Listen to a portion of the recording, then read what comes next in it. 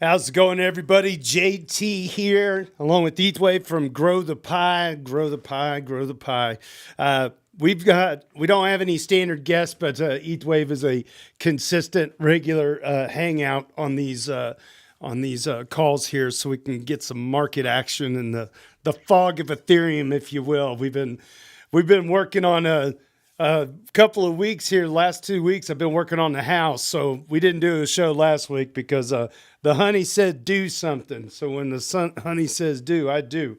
And spring is here in Kansas, although you wouldn't believe it if I told you that it was 90 degrees 2 days ago. It's probably going to be about 30 degrees come this time tomorrow. So welcome to Kansas, Toto. Anyway, glad you guys are here. We are here on behalf of the Art Ethereum community, the daily general discussion on Reddit. And big thanks to the EV Mavericks Discord for hosting yet another episode. This is episode 144. I call it the fog of Ethereum. It's a little play on everything going on in the macro. It's this little tiny country over there on the other side of the planet is bringing a big dog to the fight against a big dog, and I'm not excited for it. And I really don't want.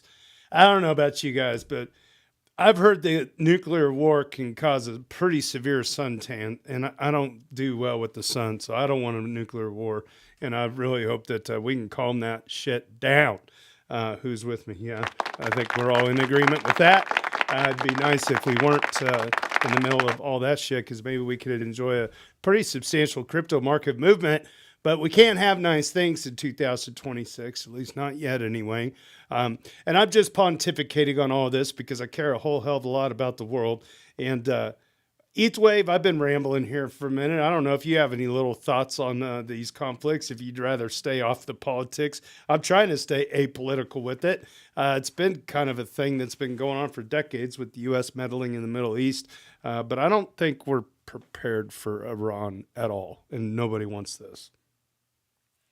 Yeah, I don't have a very well-informed opinion on it. I do have one colleague who was originally from that area, so he would have a better perspective on it. But yeah, I think it's a tricky situation. In general, wars are just bad for markets, but also just bad for the human cost. Yeah. And environment, we all forget about the environment when all these bombs are going off, and especially when they're targeting fuel plants and things like that. Yeah. These things have consequences. Yep. Well, if you want to take the environmental thing, the attack on the Nord Stream pipeline was like the single largest emissions of CO2 in human history by humans. So, and I'm not going to back that up with facts, because narratives are all I care about right now, and the narrative should be peace, regardless of the facts. So, people want to debate that, they can do it. But I also worry about blowback stuff and air quote unconventional warfare spreading around the world as a result of these actions. And I just want people to be safe out there. And Logri the Bard has got his hand up. 12 Meatballs is in the crowd too. Hey, if you want to jump on the EV Mavericks Discord, this is where we are live. You can just Google that, EV Mavericks, all one word. We're live right now on X. We're live on the YouTubes, and we are live as well on Twitch. So if you have anything you want to say, you could drop some comments on those channels. They might populate up here on the screen after a bit if we get some. Otherwise, I'll leave it empty. And I'm glad that everybody out there could join us. Logri the Bard, we were just kind of pontificating a little bit, or at least I was, at the current state of the world. And how you mean everyone? Everyone. Yeah, it's just, I think if people are not very well informed about what's going on, I bet within a year they're going to be experts. There's so many armchair generals at the moment, and suddenly macroeconomic experts on, oil flows. Everyone seems to be surprisingly well informed in this topic, or think they are. Yeah, I have to pay attention from a distance, because if you feel like you're up to the minute, you're probably too late anyway. And I feel like some of these decisions have been handed off for years before we're seeing them right now. And I was listening to a really, he was a military academic. He had a really good kind of like lay of the land from a military perspective. And he's not trying to make, it's not a heads or tails, left versus right kind of thing. He's just basically, his worry is that, if there's 5 steps to this program and we've just started step 2, we won't be able to turn it around unless we do it in like step 2.5, because step 3 is when we cross over to the Rubicon. And now we really are, for instance, they just raised the military age limit. Yep, they raised the military age limit. They've deployed 3,000 paratroopers. I've seen It's notes they 82nd Airborne. might deploy another 10,000. Those are getting to some serious numbers. The Strait of Hormuz is one of those things where it's narrow enough, Yep. and if you put mines in the middle and force people towards the shores, and then you can get submersible drones, and oil tankers are not fast maneuvering things that are going to dodge a drone, right? Harrowing. So you can do $100 million of damage for $25,000 of input. That's not a equation that you can put boots on the ground and solve, because you can deploy that submersible drone from 20, 30 kilometers away. Yeah. Right. And it's kind of a bad deal. So I don't, even if you put boots on the ground, I just don't know what your solution is here, as long as those economic numbers are in place. Build another pipeline from Iraq to the other sea, or the Caspian Sea or whatever, and then go out that way. Sure. Right. But there's also the story of where the economic pain is being felt. And there's a story of how this could turn around in the U.S.'s favor or against the U.S.'s favor, impact on the dollar, impact on the energy sector, impact like that. Yeah. There's just so many armchair takes you can get on this topic. You could fill up hours and hours and hours, and people do fill up hours and hours and hours with all the speculation here. Yeah, it's just there's so many moving parts. I mean, I think the thing is like you're not going to do any kind of regime change from the air, and going there with not ground regime forces is not going to work. I mean, you got to. The Iranian country is so big; it's huge. saying we're just going to go with ground forces is kind of a ludicrous idea. They're well armed. 10,000 ground forces wouldn't be enough to just take Tehran, right? Yeah, let alone the rest of the 120 million population. Like, it's just not. It's boots on the ground. Cool. That's cute. More economical, of course, would be genocide that we're not willing to do. So I just don't see any. If this is a chessboard, I just don't see any moves that you're gonna take with U.S. resources that are going to lead to positive outcomes. Right. The biggest winner that I've seen so far is Russia. The sanctions on Russian oil have been lifted. The price of crude went from 40 to over 100. And Russia is such an oil-dependent country for their economy. They went from really, really getting into some serious debt to just a sudden windfall of cash for their whole economy to power the ongoing war effort. Meanwhile, we lift their sanctions, and they sell information to Iran that Iran can use to fight U.S. interests. And we lift their sanctions. It doesn't seem like this is a real art of the deal type of solution here, right? Yeah, we meddled once again into a situation where, there was obvious turmoil in Iran, like with people uprising, and they had massive protests in the street. They had all that going for them, but then we didn't act then. Yeah. But what I'm saying is because we did, it'd be like, okay, I'll try to put this in U.S. centric terms. Okay. It's like if Black Lives Matter protests were going on all over the nation, right? We're going to have all this change and revolt against the establishment. All right. And then What would be a good example of a country? Let's just take China. China or Mexico or a large, not Mexico, but like China. It has to have a credible military. But then Let's go with but China. then they come in and just blow up the White House with all of the leadership and a bunch of people from the Senate. And then they say, "Go, Black Lives Matter! You can do it!" Right? do you think we care about Black Lives Matter movement anymore at that point, or are we worried that holy shit, they just blew everybody up? I mean, we just basically killed the Pope of Islam. Yeah, and then we're threatening to blow up power plants and desal plants and commit war crimes. And it's like, yeah, it's nuts. I even heard a guy make the case that. He made the case that was that analyst. He said Iran might blow them up themselves because maybe false flag it, sure. No, literally blow them up because that would take away the incentive for oil from the United States, right? The drawing oil for the United States, you blow up all the infrastructure yourself because they're already coming to kill us all. You know what I mean? Like. They're coming as like a mutually assured destruction thing. I'm not sure if they take. Okay, so 90% of the oil that's leaving the Strait of Hormuz is destined for Asia and Australia and Philippines, etc. Right? Yeah, it's like 20%. If they destroy those, so the U.S. goes in here, we create a giant mess, we inject a bunch of chaos. Are we the ones who pay the most, or are we the ones affected most by that chaos? Not even remotely. Right. Exactly. Australia has 500 gas stations that are completely out of diesel, 200 that are completely out of gasoline entirely. No U.S. gas stations are out of gas. Right. Our prices might be up 30, 40%, but we're not looking at pausing the U.S. economy because of this. So if they go and blow up all of their oil infrastructure, that might just serve to solidify the petrodollar because the entire world becomes addicted to U.S. energy sources and other, if not U.S. energy sources, still energy sources that are backed by or they're priced in the dollar. So Saudi, whatever, they've got the petrodollar for decades. The more that the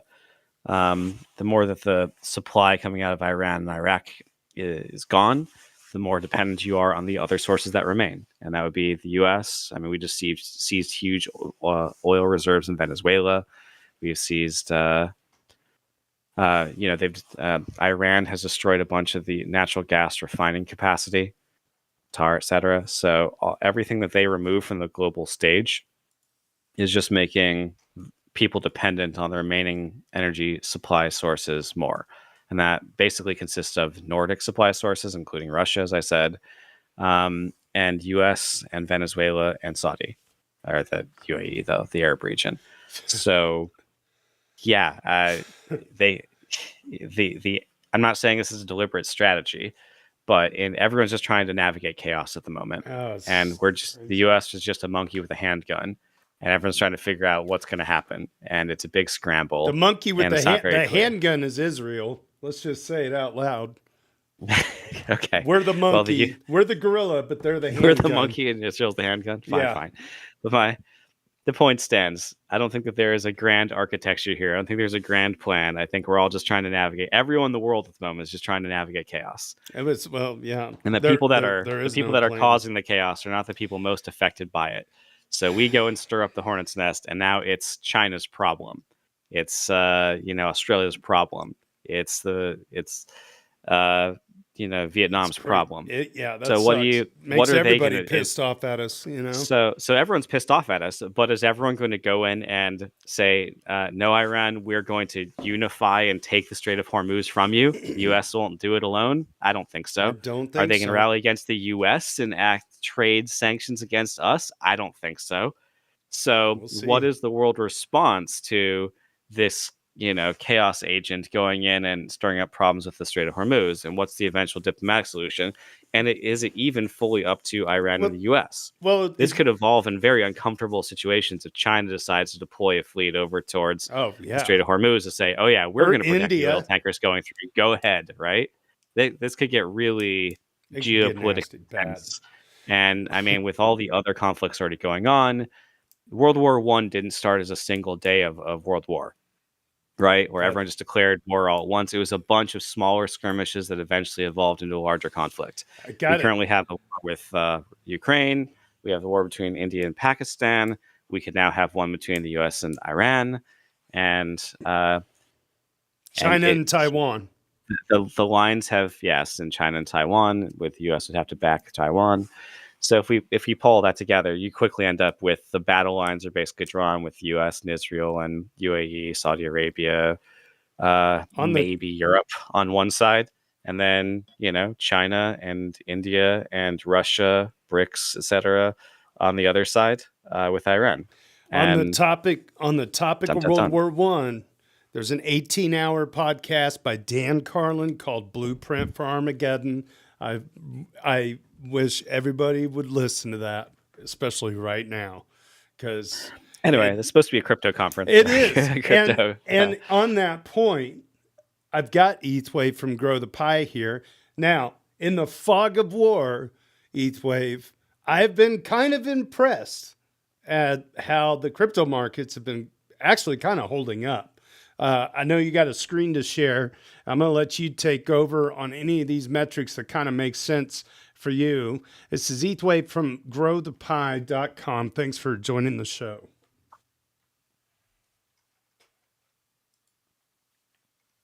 Just sharing my screen 1 second.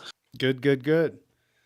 Yeah. Yeah, just linking back to the topic we were just talking about. I do know that the regime in Iran had a lot of Bitcoin and confiscated crypto from other currencies, but they also used to mine a lot themselves. Oh. So yeah, there's more tied to that story. I Whether they'll forgot sell about it. that. You're right. Yeah, and it's also like this administration's been very pro crypto. I hope the pro crypto continues, but like world conflicts can change people's horizons and things. So yeah, just thought I'd mention that one. Yeah, very good. The world, if the U.S. wants, so the yield basis or the yield on Treasury bills has been going up with this crisis, which dramatically increases U.S. debt accrual. The deficit is dramatically impacted by the interest rates. So if they want to get the interest rates to fall, they need to drum up demand for treasuries. And the easiest source of drum up demand for treasuries right now would be stablecoins. Increase the volume of stablecoins by $2 trillion. You've got $2 trillion more buy pressure on the T-bill. And so the worse this conflict gets, it hastens or creates urgency to create stablecoin adoption, not just domestically, but globally. So I don't think that this is going to cause a turnaround to the pro-crypto administration. If anything, it makes the lifeline of the T-bills for keeping the debt in check more urgent, right? Yes, as long as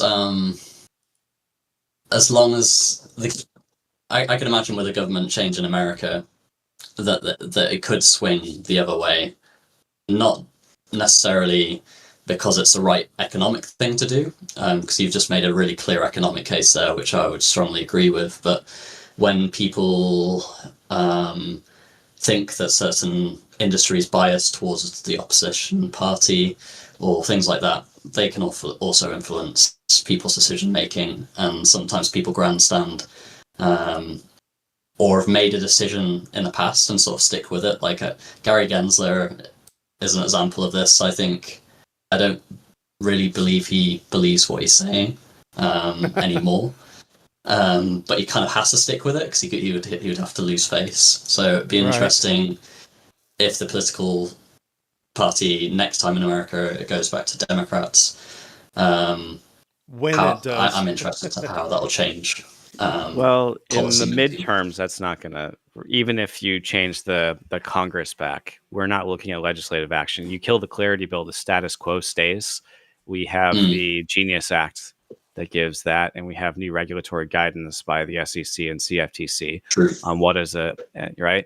So the urgency to get the Clarity Act passed for regulatory guidance is gone because we got the regulatory guidance from the SEC and CFTC directly without action from Congress. And the existing Genius Act gives all the clarity you need on stablecoins. which includes stable coins for passive yield, which is the current status quo that Coinbase is acting on.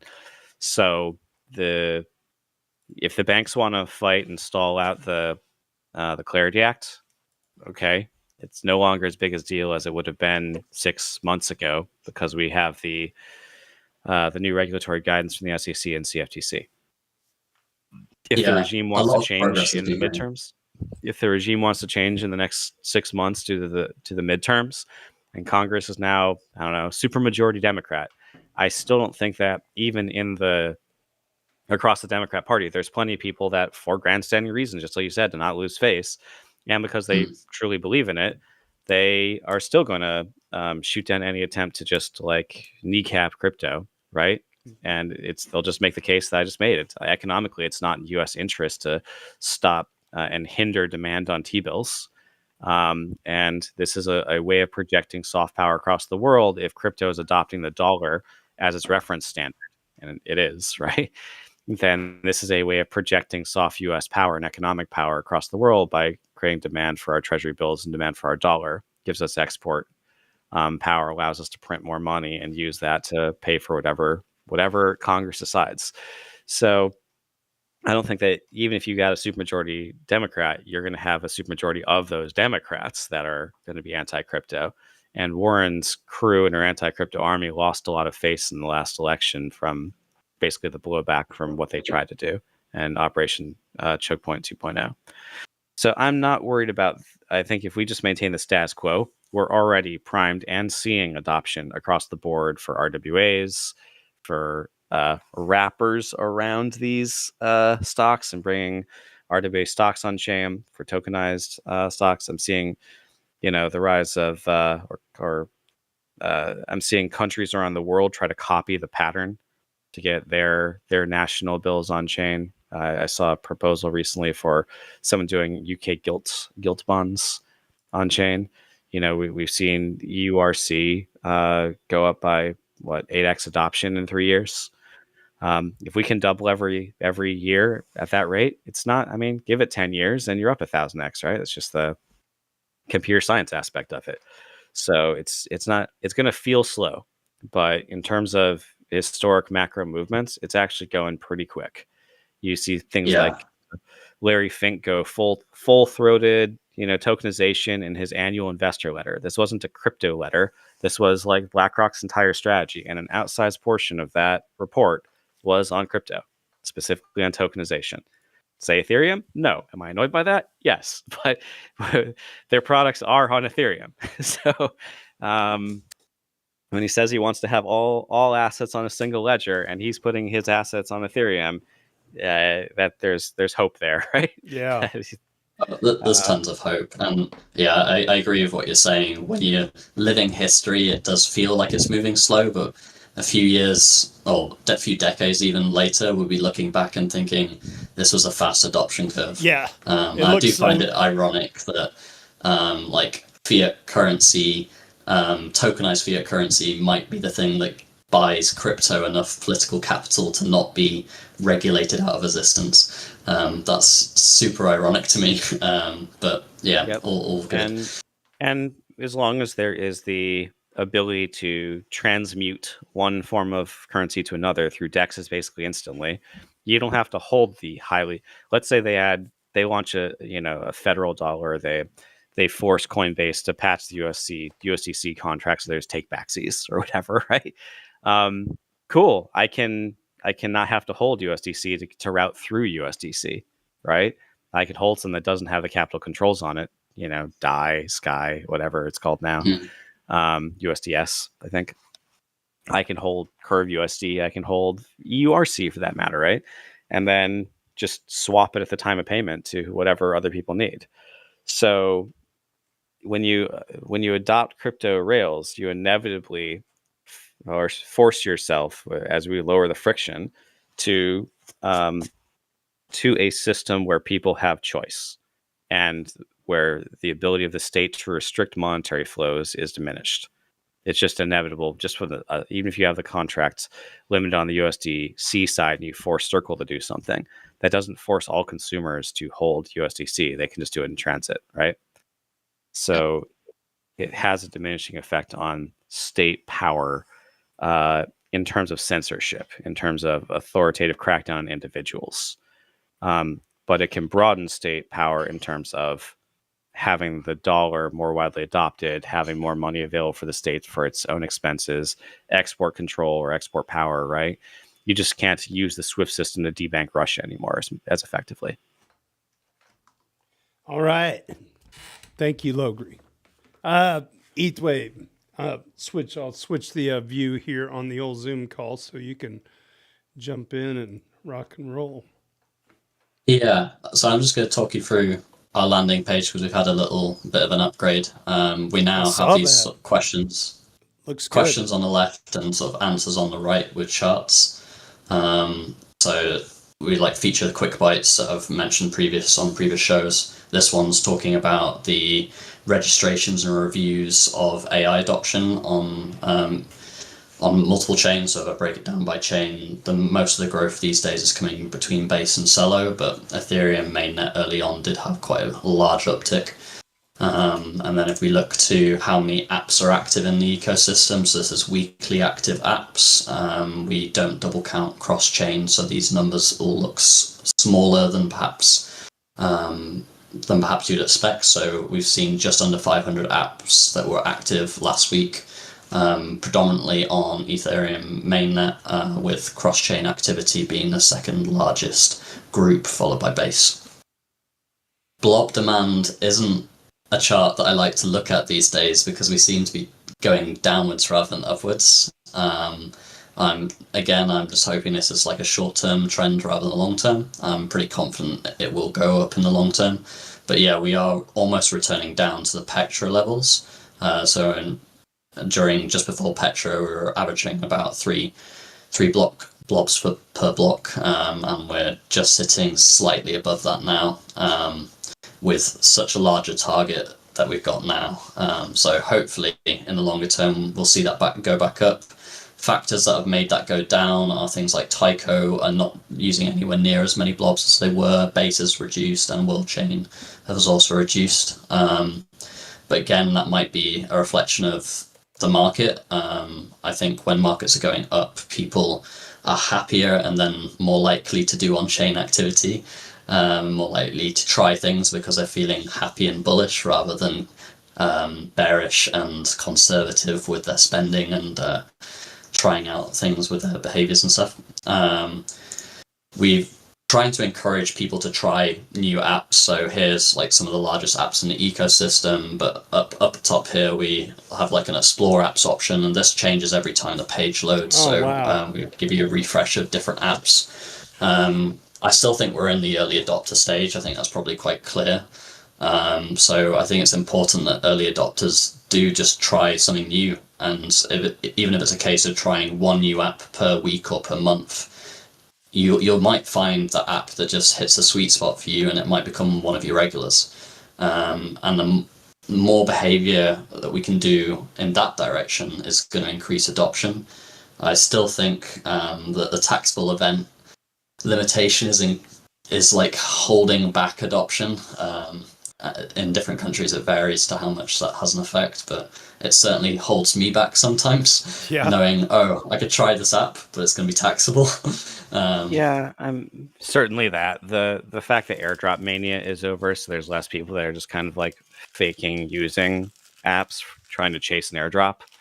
It's going to make it go down over the course of a year view, not just this month, right? But certainly the forced experimentation or Sybil experimentation is on the decline, and they're just generally the rise of yield indexers means that, at least for me personally, I don't have to go in every month and review a bunch of beefy positions and rebalance stuff nearly as aggressively as I did a couple years ago, because I can find the right morpho vault that does that for me, or go into SummerFi or auto finance or whatever. So that reduces my tax paperwork, and it maintains yield for me, and it gives me some protection. So there was a DeFi incident recently, and those protocols just yoinked the money out of the things at risk, not because they were necessarily going to lose money, just because it was shady. They didn't understand what was going on, so they just automatically removed money from that system.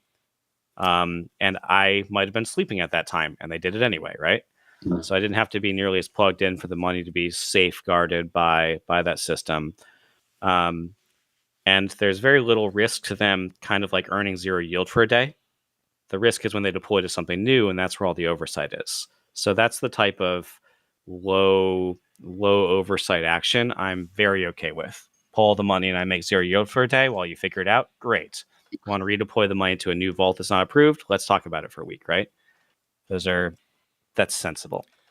How So much? all that leads to less. Also, just the prices have been kind of boringly flat, Yeah. and a lot of the blob and a lot of the transaction demand that we see comes from price volatility and all the arbitrage across all the exchanges and all the other pairs through D5. A Liquidations. single big movement on a 1,000 ETH buy over on Binance will create 1,000 transactions as that price resettles, because people see the action on Binance, they immediately issue a trade corresponding on like KuCoin or Bybit or whatever, and then they have to resettle balances because they sold on Binance at the same time they bought on KuCoin or something, and now they've got an imbalance. They're shipping it both ways across that, right? Across the network. So a single big transaction on Binance will create 1,000 transactions on the chain from a lot of parties rebalancing every pair and everything else. And so the prices being kind of boring has led to fewer transactions in the recent month. How about the efficiency of apps helping people get things done has reduced the number of transactions as well? Can you speak to that at all? That's a big factor. Yeah, that's a huge factor. In particular, chains like World Chain, they have like a lower transaction count quite often because they're rolling up all these activities within a single transaction. And and same with the aggregators as well. They're doing things more efficiently potentially than a user would be able to do. Doing the least amount of hops, or at least the most cost-effective route. So yeah, I think those are all factors for sure. But I do hope to see a return to charts moving upwards. I mean, lately, in terms of charts moving upwards, it's been mainly Polygon, Polygon POS. Although it's not technically a layer 2 currently, it does pay rent with checkpoints, so it does pay rent to Ethereum mainnet, more so than people would think. But yeah, I hope one day that they're able to turn into a layer 2. We've recently brought out a tool that helps people break down where activity is coming from. So if I click over to this one here. So this is Polygon here. You can see most of their transactions are coming from Polymarket here. They've also got Origin World and a few other little apps here. You can break it down further if you wanted to by like smart contracts as well. Wow. And we can compare like gas, for example, if I take that one hop off. So yeah, we're trying to build tools to make it clearer for you to see how reliant certain chains are on particular use cases or even particular apps. I'd say Polymarket's probably the largest share of a chain in terms of app usage. So if we have a look at what Ethereum mainnet looks like, we're using a lot of stable coin transactions. Break that down further. So you can see Tether and Circle, USDC are probably the biggest ones there. But then if I switch to gas, like finance becomes a lot bigger. And yeah. That's fantastic. We're hoping to see once more apps are labeled. I mean, we've got a lot labeled, but it's the smaller long tail stuff that is sometimes harder to track at scale, as you can imagine. So we're hoping to paint a clearer and clearer picture of the landscape over time. If I could go back to the home page, we recently did a report on Cello. Let's see if I can open that reasonably fast. Sorry, I've got quite a lot open on my PC right now. You're worse. So Celo's just had its 1 year anniversary at being an Ethereum layer 2. It's going to take too long to load, I think. Sorry, guys. That's all right. But Listen, yeah, we did loads of metrics. No one's as bad as my Sorry. wife with open tabs. I literally went out to our computer in the living room, which is like a mini PC, and she had two different browsers on, Brave and Chrome, and I swear, I'm not even lying. There was 60 tabs open on each, and she was wondering why photos. Yeah, I probably got similar. I probably got about 60 tabs open on Chrome. I tend to open a new tab rather than finding the old one. It's work related. It's not. It's different with her. With her, it's just Amazon shopping and Facebook kid pics. Yeah. So I'm not, honey. I love you. It's a lot like More emails. efficient You either about have it. like 1 million unread emails, or you have 0. Exactly. Right? Same thing. She never deletes emails. She has over 100,000 emails on a. Wow. Yeah. I just don't even say anything. Like, I just don't, because like, who cares? They don't care. So why should I? Yahoo can eat I it. give my wife a hard time about it anyway because it's fun. Yeah. Well, see, my wife takes You're shit the better man, personally. JT, but I'm not the better man. I just know my wife takes weird shit personally. And your wife probably doesn't. You've always got to pick your battles for these things. For sure. Well, I could talk shit, I guess, because my wife never listens to this anyway. So, but I'll stop talking smack, because somebody will send this episode to her now that I've put out a challenge. Well, anything else, Heathwave? Yeah, so we're doing things like trying to break down stablecoin usage and supply. So this one's on supply by chain, and you can drop down by chain to see which stablecoins are most popular on which chains. This is like stablecoins is such a big topic that we're probably going to release more on this Wow. in the future. But just trying to provide more transparency and showing the adoption between chains. We're seeing a little bit of a movement away from, I think the hope with layer 2s originally was tokens of value would be minted on Ethereum mainnet and then bridged, which does happen, but we're seeing maybe a movement away from that because natively minted and burned tokens allow for less friction. And that might be solved in future like Ethereum upgrades. But at the moment we are seeing less natively minted ones being used compared to these ones that allow you to bridge very quickly by doing burn and mint. So just they'll burn it on the chain that you're on and remint it on the chain that you want it to be on. Oh wow. So yeah, we're seeing different things like that, and we're able to track it all on Grow the Pie. Hadn't got much else prepared because I didn't realize I was having a full featured episode. I thought I was just going to be doing whatever you can do is all. I just like having you around every episode because you got good insights and your team is crushing it, and we like having you around. Yeah, we're working right. I know I've been saying this pretty much every episode, but we've made a lot of progress, and hopefully in the next few weeks we're going to be releasing new app metrics. And we're really excited about this. We want to be supporting the app builders, but we also want to play a role with helping people discover apps as well. So it's like a hybrid between not necessarily an app store, but where you're able to see the on-chain activity of different apps. So if you hear about an app on a social media or something and you want to dig deeper, our platform's good for that. And we also want to provide the app builders with a great dashboard so they can understand where their activity is coming from, so they can compare themselves against their competition.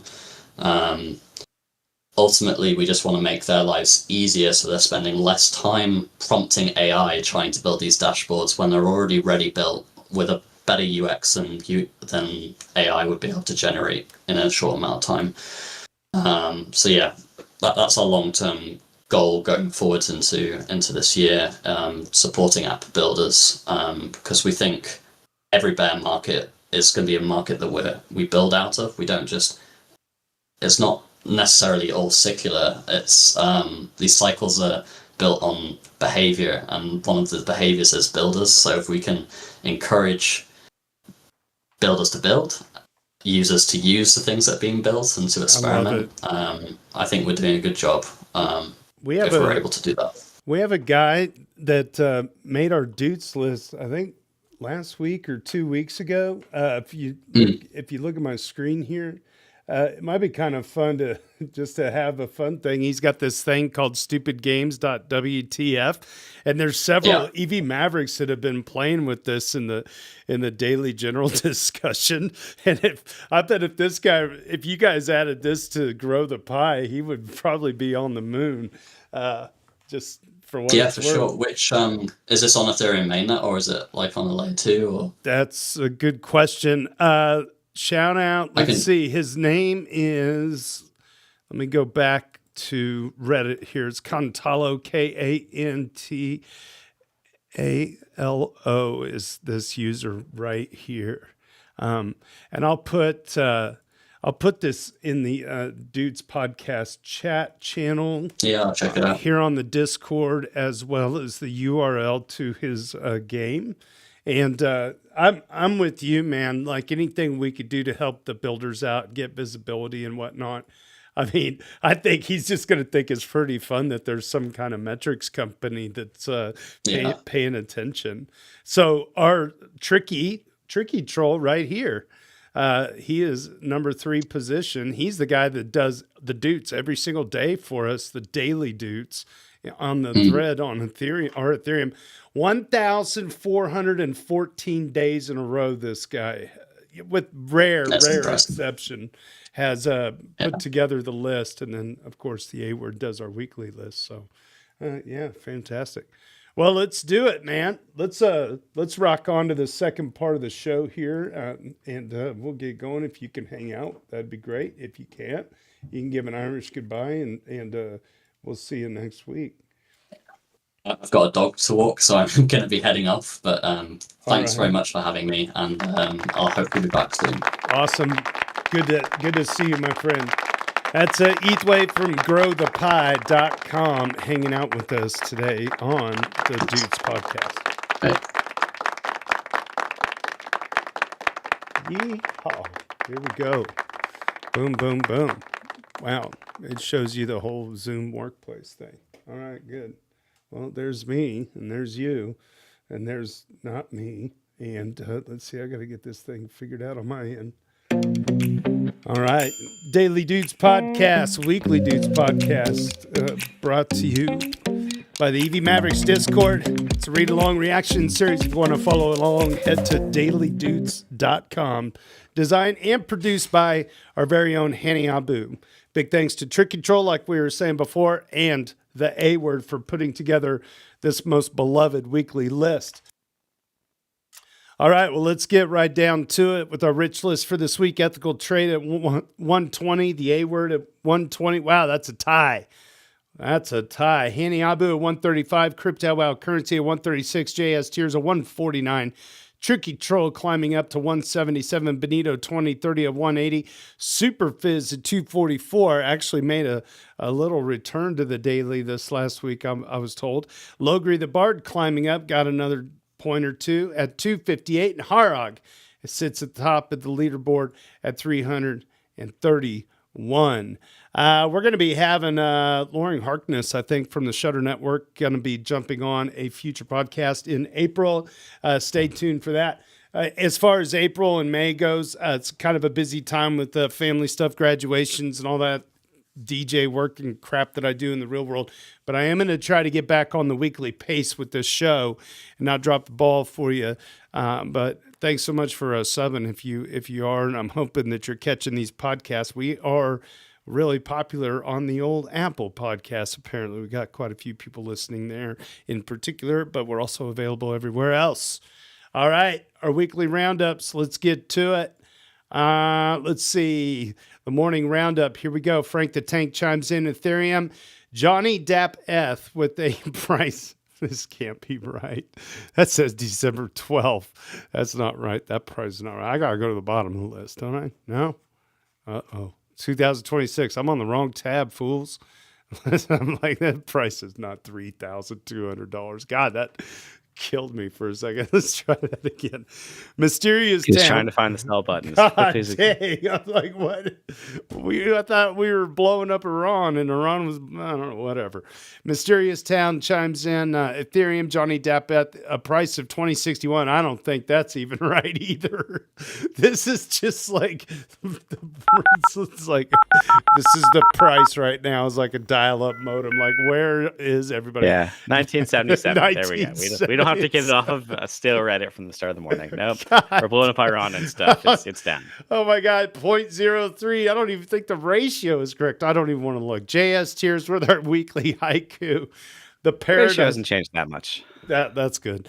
The paradise lost. A paranoid peer glossed. A pair of dice lost. I don't get it.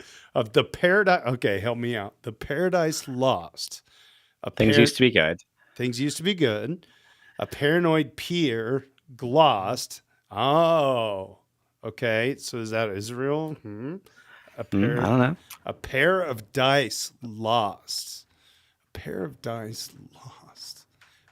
Gotta be gambling, right? I don't know. Pair of dice lost. Paradise lost. Pair of dice Pair lost. of dice. Yeah, I get that. JS Tears. How does he do it? He does this every single day. And big shout out to AB Kothup for the Ethereal News Weekly number 17. Your headlines from that. Frame transaction CFID for Hegota. ETH Staker staking survey has been posted, and the EF Post Quantum website is now live. You can get all that via AB Kothup, fellow moderator, at ethereal.news. 17th issue. He's holding steady. Our ship post of the week, because we always like to save the best for first, is from our very own Tricky Troll. If ETH is digital oil, then why isn't the price shooting up? Yeah, Fair point. That's pretty Fair good. point. That's Yeah, pretty good. that got me. All right. Alexis Kev shares a collection of thoughts on today's Tempo launch, and user Hara goes over an additional important point. Special shout out to Alexis Kev. Is sitting at 101 doots. They crossed the century threshold. Been on an absolute tear lately, making the list several times, and is now over. He's just the bringing the 100 news point in, mark. right? He brings it he's in. Just paying attention to things and drops in the news and gets a doot. Like, thank you for that. Yeah, it's a service. It's huge. It's really it's such a good service, and he's so consistent, and it's showing. And thank you, Alex, or Alexis. Tempo launched its main net today. Not going to do a whole corpo chain rant right now. We've already covered that here, but just for the laughs, here's the message you'll currently see if you want to run a validator for him. And he's got a clown emoji here, see? Quote, the management of the active validator set is currently permissioned by the Tempo team. If you're interested in becoming a validator, please get in touch with the Tempo team. They even launched an open standard for machine payments, which competes with X402, the machine payments protocol. What seriously saddened me, though, I did not know this, is that Georgios Konstantinopoulos is leading is leading their engineering team. I have a lot of respect for the guy. He's a brilliant mind. He has contributed massively to the Ethereum ecosystem, having started some of the most used open source crypto projects. I screwed it. I zoomed in and I lost my place. A lot of reasons contributed massively to the Ethereum ecosystem, having started some of the most used open source crypto projects, such as RETH or Reth, Foundry, and Alloy. Also a member in Paradigm to paint the whole picture. A very smart, very likable person who I regularly had the opportunity to watch presenting live at many important Ethereum events and conferences. I understand that a lot of people will actively choose financial security over cypherpunk values at some point in their career. Sadly, I see an increasing number of people I admired for their Ethereum involvement following this route.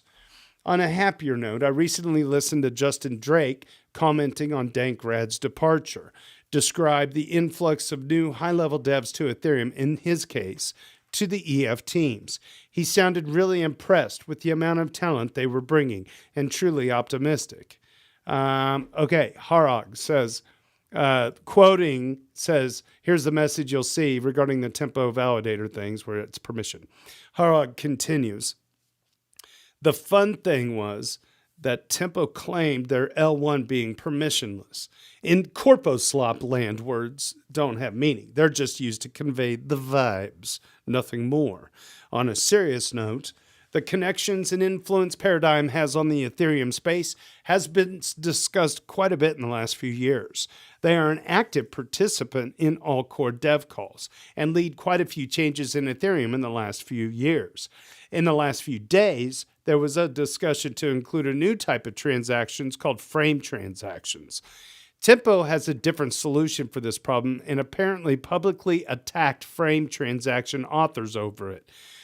The last ACD call got a bit heated, at least by ACD standards, and some core devs called out Reth devs and their obvious conflicts of interest as a reason they should not have a vote on this matter. It is now becoming more and more obvious for many people that Paradigm, and by connection Reth developers, might not only have the well-being of the Ethereum protocol in their mind when deciding what to include and what not to. Overall, this is a sad development for Georgios and his team. Let's see. But expected considering he decided to be part of Tempo and lead their engineering efforts. There's a short Twitter discussion you can check out. And for those wanting to read the conflict of interest discussion, Forecast has a transcript. And more importantly, the chat log. All of this is available at dailydoots.com. Hey, look at all these folks here that are in the channel. I got a notification from Mex, I think, down in the chat. Let's see. I don't know what's going on here. Mex, send me a DM if you're having problems in Discord, because I don't know if you instituted a notification. It just popped up in the side of my eye here. Zombie BP, welcome in. Burn, welcome in. Daver and 12 Meatballs, as always, thanks for being here. All right, moving on down the list. Hey, I knew it. Superfizz did check in. All right, Superfizz checks in after a while away from the sub. I'm going to close these other tabs to the right. Hey, he says, I saw that user Astafari14 posted about my tweet. All right, the tweet is right up here. This is Superfizz, at Superfizz on the old X. That's just his profile page. Anyway, where I talked about using AI to discover a genetic difference that added years to my life. I was traveling for spring break and I can barely use Reddit as fun on mobile. So I didn't find out about the discussion until this morning. Tricky Troll wondered why I didn't post that here. Well, I would have. Reddit has been my home ever since we migrated from Dig in 2010. But, oh my gosh, that's a deep cut dig. But as I expanded to embrace AI, I felt coldness and resistance in my favorite Reddit communities. That's okay. I'm not upset by it, but it is the vibe. And I can only amplify good vibes, not contradict the existing vibe. I do use AI for everything. I'm not going to apologize. And I'm comfortable with my choices. And yes, I do also fear things like AI being used to harm humanity. It scares the shit out of me that I have nightmares about those kung fu bots coming and killing people. Oh boy, I'm not laughing at you. I'm laughing with you. Okay, but also at you. It scares the shit out of me. But I can't ignore the benefits because of a fear of the unknown. Yes, AI needs real human rights guardrails that are enforced for the sake of our future. And user Historical Delay 3017 wondered why I thanked Claude when I said I used OpenClaw to do the work. It's a fair question. OpenClaw is more like a container than an AI or LLM engine. OpenClaw sits on my local hardware. I give it lots of information about my life and my activities. Then it interfaces with an AI like Claude, Gemini, or ChatGPT with that information in an organized way. So when I say I used OpenClaw, but I thanked Claude, it means that OpenClaw organized the information, but I used Claude to make the discovery. My personal setup is OpenClaw on a powerful local machine with an RTX 5090, what a flex, running a local router model, also known as a Quinn.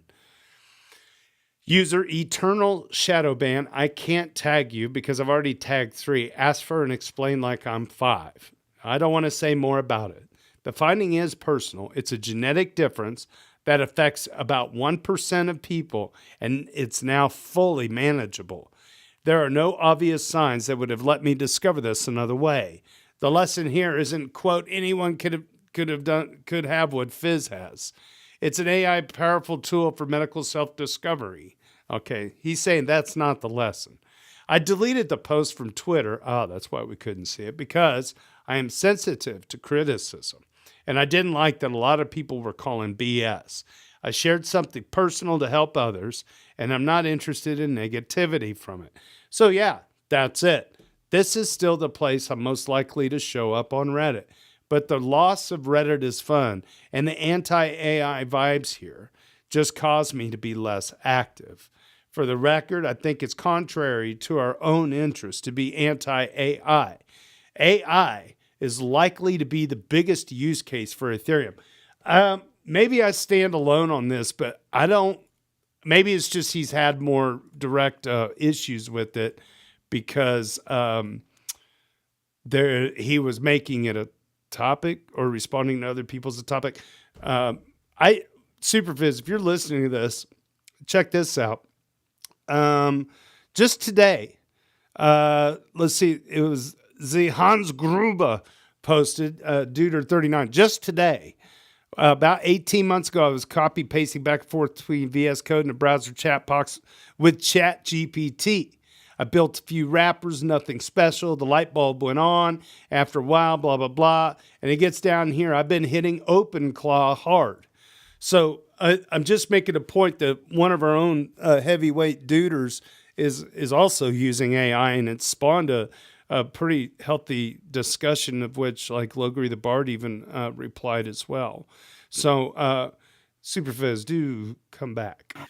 I don't think that the sub is anti-AI. I think either. we're maybe anti-centralized AI, anti-giving companies all your information, Yeah. anti-training the AIs how to do all of your I will jobs s- so I- you can automate yourself and your revenue stream away. I think we're anti the threats of AI, but we want to be able to apply defensive applications of AI to, protect ourselves. I think what and was make humanity muddying, better. I think what was muddying some of the waters is there were a few users that were constantly replying to people with AI slop. And then people got pissed off that they were doing that. And they weren't using it the take right home was way. you have to tag things as being AI slop, right? Yeah. Just credit it. Just give And it I think credit. that was a great compromise. Yeah. Anyway, I'm the Irish goodbye out of here. All right, Not brother, how man. Irish goodbyes work, but That's it. carry on. That's more of a vocal Irish goodbye. A regular Irish goodbye is you just shuffle away from the bar and disappear. But I know. until next time, thank you, Logri the Bard. Cheers. All right, moving on down the list. Good. Poid HXYZ. They just crossed 10 dudes for this week. Got a good answer from their street interview bounty.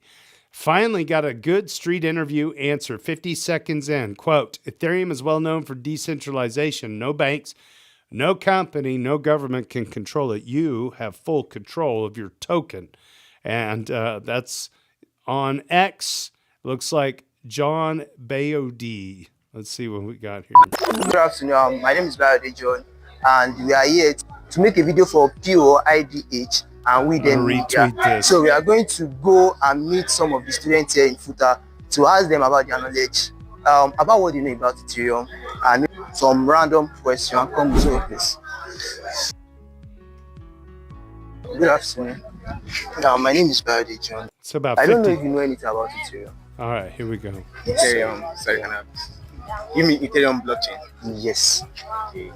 Yeah, I think Ethereum is one of the blockchains we have.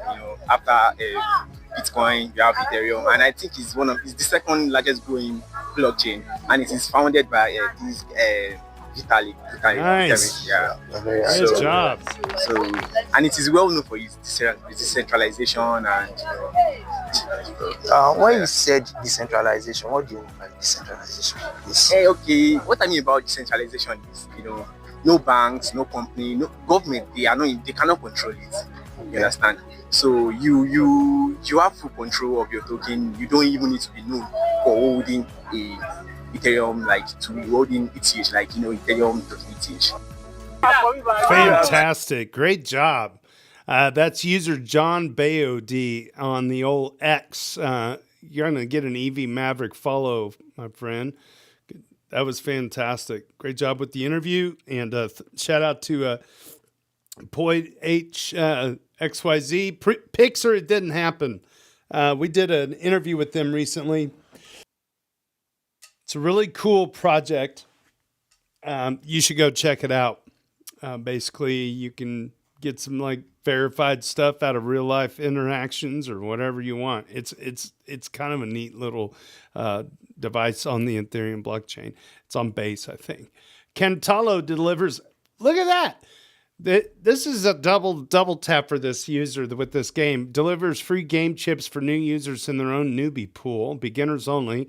None of the players on the leaderboard allowed. Newbie friendly mini tournament on Stupid Games. If you want to give it a try, there's a $20 reward. Drop your address below and I'll give you some chips. It'll be totally free and fun for all of you, but one of you will also get the prize money in the end. So go check it out, stupidgames.wtf. User Harald gives the rundown on the EF mandate. There was a big document that came out of the EF. The whole document is a guideline. By the way, Harog's are top of our leaderboard. The whole document is a guideline for people working at the EF, nothing more. If you're not working for the EF, then this document should not affect you. Generally, I do not see why influential talking heads hype up these basic goals for crypto to be controversial. They are nothing new. The mentioned principles are censorship resistance, open source, privacy, and security. They are great guideposts to have for the EF.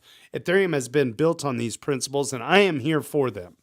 Blockchains which do not follow these principles cannot guarantee sovereignty over your funds. You cannot verify the smart contracts you are using. All your transactions are public. Ethereum definitely has to improve on that. And you never know when the chain might be down. If I would not care for these principles, I would be somewhere else. Probably a centralized exchange doing my handful of allowed actions. Some of the louder talking heads seem to have a general beef with the EF and or more specifically Vitalik. But this beef is not connected to the mandate. These talking heads just use this mandate to stir up chaos so they can spend their already preconceived nature. Yeah, talking heads be talking. Everything's controversial for the clicks, you know what I mean? I'm interjecting. All right, back to Harok. I have not followed all the discussions about the mandate because I see many of them as being done in bad faith to stir up chaos. This is, I guess, true for the Bankless podcast as well as the one linked above, but I have not listened to them and I would not know for certain. They might have good points, but to be honest, I haven't heard any good points against the contents of the mandate. Generally, I worked in many companies, and the worst ones were those who had no guiding principles or written down the values at all. They were total chaos, and every little detail was discussed ad nauseum because no one had any guidelines on how to judge certain solutions against each other. This does not mean that having guidelines means smooth sailing. One can argue about the artwork and the license in this mandate, which I personally find immature, but essentially inconsequential. Now, many prominent EF employees are posting copy-paste blurbs about how they support the mandate. I'm not sure how to interpret this sudden public pledge to follow the mandate. Many Ethereum community members copy-paste it and spread it further. Evan Van Ness seems to enjoy the chaos, though. All right, and there's the support, and then apparently Evan, we'll open up Evan's tweet. Let's see, X canceled. Oh, it's, okay, my inbox is blowing up from EF people, including people I've never talked to. I'm always happy to chat. If you know, you know. Okay. This comment, somebody said at Grok. Why? Evan's like, you asked Grok instead of me? Oh, man, that's funny. Okay, well, there you go. Apparently, here's controversy. I don't have any heavy opinions on it because I have not read it. And most of that is due to me working 12-hour days, painting a house. But fortunately, we're getting down to the end of it. All that's left on the painting of the house is electrocuting myself, hanging up light fixtures. I can't wait. It's going to be great.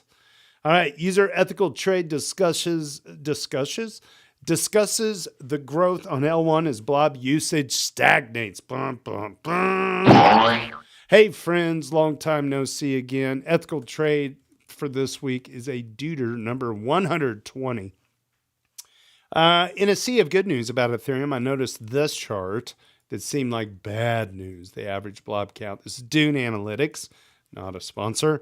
Let's see. When the target blob count was 3, we hit the target fully and continuously. When it moved to 6, it took roughly 8 months to get to it again. Right as we nearly reached it, the target moved to 10 and then to 14. But during this period, the number of blobs per block continuously went down. The activity is less than half what it once was, but still fairly stable past the peak period. The mainnet activity is growing steadily. So what do you think about the following? Is the blob per block decline mostly due to optimizations? Is the decline in L2 activity simply due to the market being beary or crabby in the past months? Isn't mainnet growth what matters the most by far, especially since costs didn't get crazy for users? I don't know. It's me. Warns us of a snail mail scam. That's right. Guess what I got in the mail today, thanks to you, Ledger? I won't say the F word, I promise, Mom. Well, okay, so I'm just going to go. This is what happened. I got a letter that looked like it came from Trezor, complete with the stamp, and like everything looked pretty proper. Opened up the letter, looked inside. The letterhead looks pretty legit. It wasn't really the kind of paper that you would expect something like this to be on for a corpo kind of thing. But here's the deal. I knew it was a scam from the get-go. These companies are not going to send you papers in the mail asking you to scan a QR code or do anything of the sorts. That's just not how any of this should operate. So anyway, yeah, that's exactly what it was. As they were saying, we got a new authentication measure that we're doing for all the current Trezor users or whatever. And the reason why I say FU Ledger is because that's where like most of everybody's data got leaked. And so like to get stuff in the mail that's tied to crypto, that's my physical address, like I'm pretty well doxxed, but this is just kind of keeps going, right? Just kind of twisting the knife a little bit because I've been SIM swapped twice. I've been hacked a couple times. I've lost more money because of SIM swapping, which is really a whole deeper level of a hack. So measures are in place, but I just want to let people know that now they're sending out snail mail. All right. It's apparently lucrative enough to pay for a snail mail campaign to scam people. I didn't do anything with it. I'm not going to take it to the authorities. It is what it is. Blah, blah, blah. All right. Alexis, Kef, find some funky stuff going on with the old DAO tokens, and user BHIITC digs up the X-Play Nation of what happened. All right. The curse of the DAO strikes again. Someone just sent 179,000 DAO tokens to a self-destructed contract by mistake. About 3.8 million USD worth. It came from dailydoots.eth, and they sent the message to, you have unclaimed funds from the DAO back in the day, reclaim it now at the official site. But the receiver's contract, that it is a contract that's been killed. Later on, he had another take on this. It even looks weirder. It looks like daobase.io.eth wasn't the address that sent the tokens. It was just sending an on-chain message to a bunch of abandoned contracts. It looks like calling these contracts triggered a transfer of the Dow tokens to the single killed contract? What on earth is going on? As I said before, Alexis Kef is a 101 for this week. Let's look up this username seems new to me. Is a duder number 5, BHIITC. Is a duder number 5. There is an explanation now in the comments. So what happened after a 1 minute check is that the address ending in 3C2 is calling old Shapeshift contracts holding Dow tokens. These contracts use a failback function, and the attacker, air quotes, bypasses all the, quote, if checks for the FN selectors and invoke the last lines, which transfer it to the owner. Unfortunately, the owner contract was created and not, okay, create all capitals must be a thing. So RIP indeed. It's a bit more technical than I can relay. So we will leave it at that. But it is crazy to hear about the Dow in 2026. Fellow moderator rounding out this week, user Edmund Egger has a question for a cool app they're proposing. I have a question. Edmund is a duder number 47. I'm proposing a system where non-crypto people might want to send a crypto transaction occasionally for a non-financial purpose. If anyone's interested, it's a blockchain wrapper around an AT Proto ID. It's called did::cow. Suppose I'm a regular website user. I don't own any crypto, and I don't want to own any crypto. I definitely don't want to do KYC with a crypto exchange. But since this involves sending my personal information to scumbags, but I do want to send an Ethereum transaction, and this requires gas. Is there a service that will take a regular online payment, such as PayPal or credit card or whatever, and relay an arbitrary blockchain transaction covering the gas fee? If you feel like you shouldn't need KYC for this since it's not a financial transaction, you're not getting any tokens. It's just sending some data for the person on their behalf. Yeah, there you go. Well, there it is, did::cow. So check that out at dailydoots.com. It's a thing it looks like you can mess with right now. All right, well, that's it for this week. Thanks so much for subbing and smashing the bells around here, hanging out with us on the old X, the YouTube, and the Twitch, and right here on Discord. So on behalf of the daily general discussion on Ethereum and the EV Mavericks Discord, this wraps up episode 144 for this March 27, 2026. We will see you guys later on the next one. And with that, cheers and big hugs from Kansas City.